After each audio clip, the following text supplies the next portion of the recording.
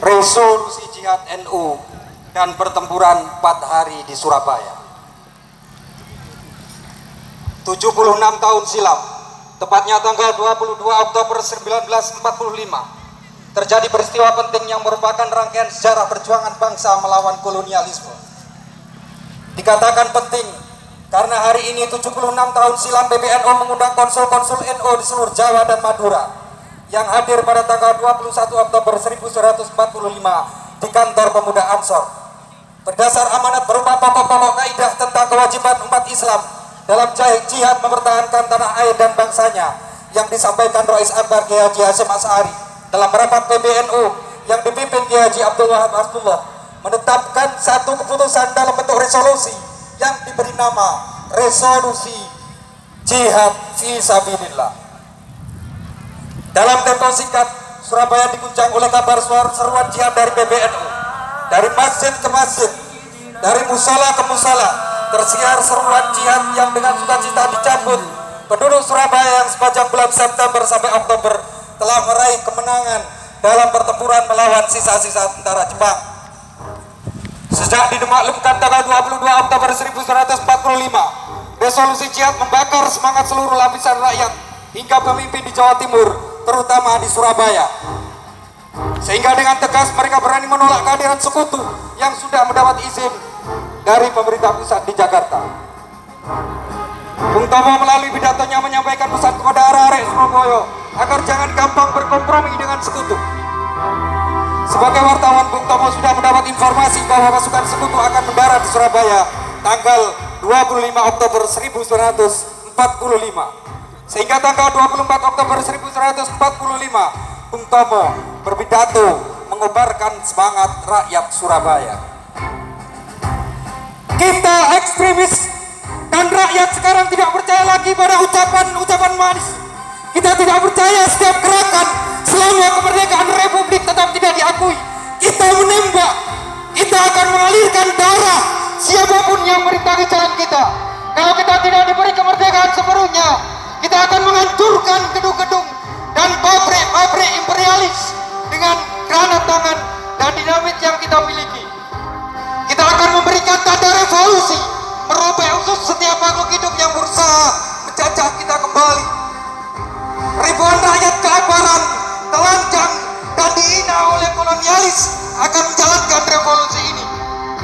Kita kaum ekstremis, kita yang memberontak dengan penuh semangat revolusi, bersama dengan rakyat Indonesia yang pernah ditindas oleh penjajahan.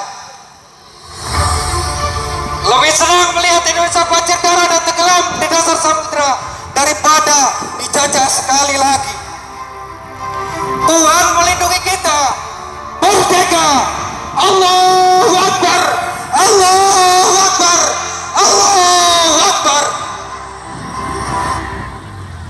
Suasana panas membakar semangat penduduk kota Surabaya akibat pengaruh resolusi jihad dan pidato yang disampaikan Bung.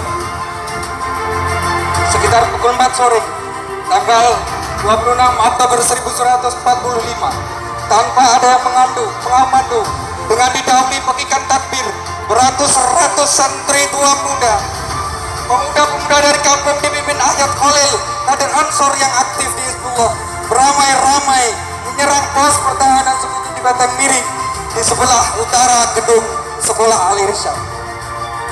Ketika iring-iringan santri dan pemuda dari berbagai kampung sudah berada di lapangan sekolah Al-Irsyad, pasukan sekutu melepaskan tembakan.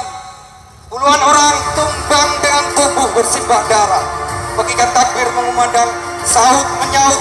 Beratus-ratus santri dan pemuda kampung itu terus menyerbu sambil mengacungkan bambu runcing, menyabetkan celurit, mengucamkan samurai, menusukkan keris, melempar tombak dan senapan hasil rampasan.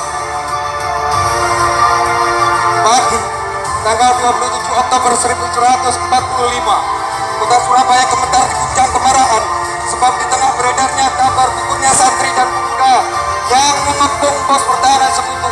Beredar pula bahwa sekutu diam-diam mendaratkan lebih banyak pasukan ke Surabaya.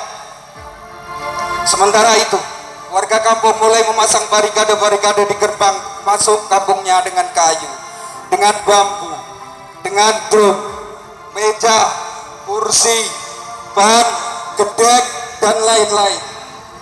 Sekitar pukul 09.00 di atas langit Surabaya melayang-layang pesawat militer jenis Dakota dari Jakarta, menebarkan ribuan selebaran yang berisi perintah kepada penduduk Surabaya untuk menyerahkan segala persenjataan dan peralatan Jepang kepada sekutu. Perintah itu disertai ancaman bahwa apabila masih ada yang membawa senjata, maka akan langsung ditembak di tempat.